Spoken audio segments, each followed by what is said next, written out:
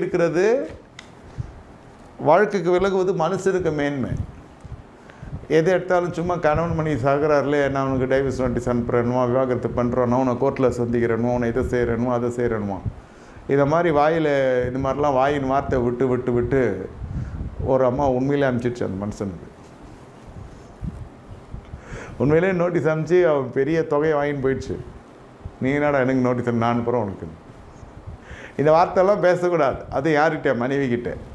அது யார்கிட்ட? கடன்கிட்ட. நம்ம பிரிஞ்சிடலான்றது, நம்ம டைவர்ஸ் வாங்கிடலான்றது, இதெல்லாம் அவங்களுக்கு கத்திரிக்காய் முருங்காய் வியாபாரம் மாதிரி ஆயிடுச்சு.